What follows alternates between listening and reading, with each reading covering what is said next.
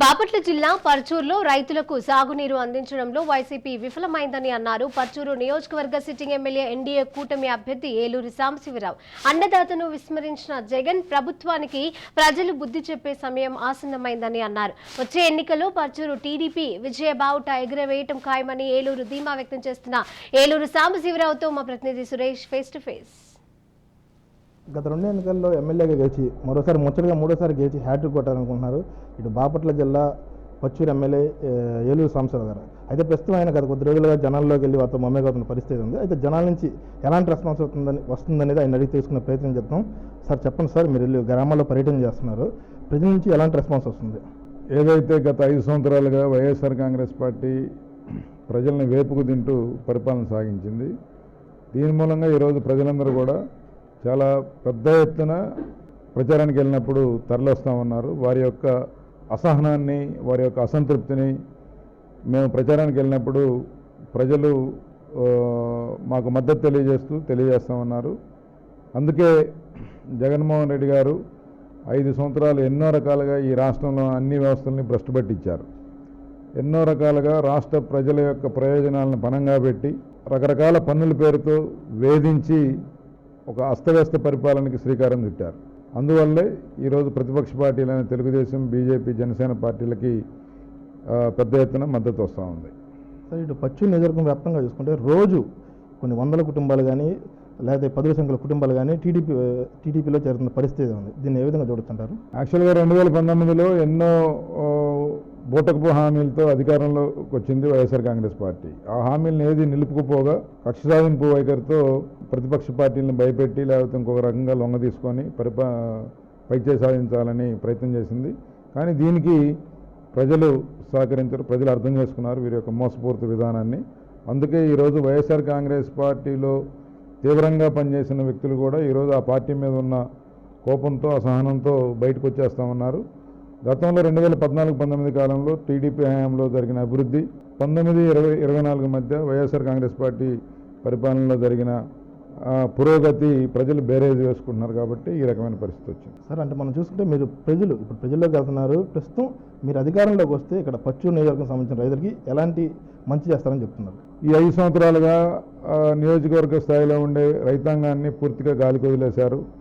ఏ రైతుకు కూడా ఒక సబ్సిడీలో ఒక తైవాన్ స్ప్రేయర్ కానీ, లేకపోతే ఒక ట్రాక్టర్ కానీ, ఒక పవర్ టిల్లర్ కానీ, ఏదైనా ఒక ట్రాక్టర్ ఇంప్లిమెంట్స్ కానీ ఇచ్చిన పాపన పోలేదు. ఈవెన్ టార్పుల్ని షీట్ కూడా ఇచ్చిన పాపన పోలేదు. వరదలు, తుఫాన్లు వచ్చినప్పుడు రైతాంగాన్ని ఆదుకోవడం కానీ, వారికి భరోసా కల్పించే ప్రయత్నం చేయలేదు.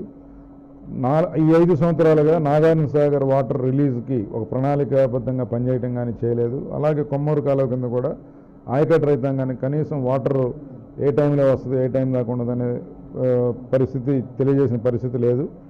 ఈవెన్ ఎండాకాలంలో చాలా గ్రామాల్లో కరువు తీవ్రంగా తాండవిస్తూ ఉంది. ఈ సంవత్సరం తాగడానికి లేకపోతే నార్మల్గా వాడుకునే వాటర్ కూడా గ్రామాల్లో చెరువుల్లో లేకపోవడం, పశువులకు కానీ లేకపోతే గొర్రెలకు కూడా కుంటల్లో నీళ్ళు లేకపోవడం, తీవ్రమైన నీటి ఎద్దడికి ఈ ప్రభుత్వ వైఫల్యమే కారణం. ఈ రకంగా రైతాంగ ప్రయోజనాలన్నీ కూడా పక్కన పెట్టి ఏమాత్రం అశ్రద్ధ లేకుండా కేవలం కళ్ళబెల్లి మాటలు, కబుర్లు చెప్పుకుంటే కాలం వెళ్ళబుస్తూ 5 సంవత్సరాలు ఒక మంచి సమయాన్ని వృధా చేశారు. కాబట్టి రైతాంగం అంతా కూడా ఈరోజు ప్రజాకూటమికి మద్దతు తెలియజేస్తూ ఉన్నారు. మొన్న చూసుకుంటే మొన్న రాత్రి ఎవరైతే వైసీపీ అధినేత సీఎం జగన్ కాన్వాయ్లో ప్రచారం చేస్తున్న టైంలో ఒక గుర్తు తెలియని వ్యక్తి రాయి విసిరాడు. అది జగన్కి దెబ్బతిన పరిస్థితి ఉంది. అయితే ఇదంతా టీడీపీ కానీ కూటమి అభ్యర్థులు కానీ చేయించారు, చంద్రబాబు నాయుడు దీన్ని వెనుకున్నారని చెప్పి వైసీపీ నేతలు ఆరోపిస్తున్నారు. దీనిపైన మీ స్పందన ఏంటి? ఇవన్నీ కూడా చీప్ ట్రిక్స్. అంతకుముందు కోడికత్తి డ్రామా ఆడి ప్రజల దగ్గర సానుభూతి పొందారు. ఇప్పుడు గులకరాయి డ్రామాతో ఇంకొకసారి ప్రజల దగ్గర నవ్వులు పాలయ్యారు, అబాస్ పాలయ్యారు. ఏదైనా ఇట్లాంటి ట్రిక్లు ఒకసారి పనిచేస్తే కానీ రెండోసారి ప్రజలు అర్థం చేసుకుంటారు.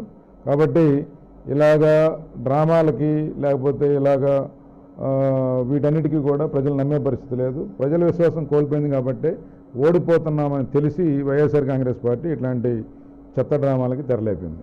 ఉమ్మడి ప్రకాశం జిల్లా వ్యాప్తంగా చూసుకుంటే 12 నియోజకవర్గాలు ఉన్నాయి. 12 మేము సాధిస్తామని వైసీపీ చెప్తున్న పరిస్థితి ఉంది. దీనిపైన మీ స్పందన ఏంటి? ఏం చేశారని సాధిస్తారు? గుండ్లకమ్మ ప్రాజెక్టుకి 3 గేట్లు పెట్టలేకపోయారు. వెలుగొండ ప్రాజెక్టుని అక్కడిదక్కడే పడేశారు.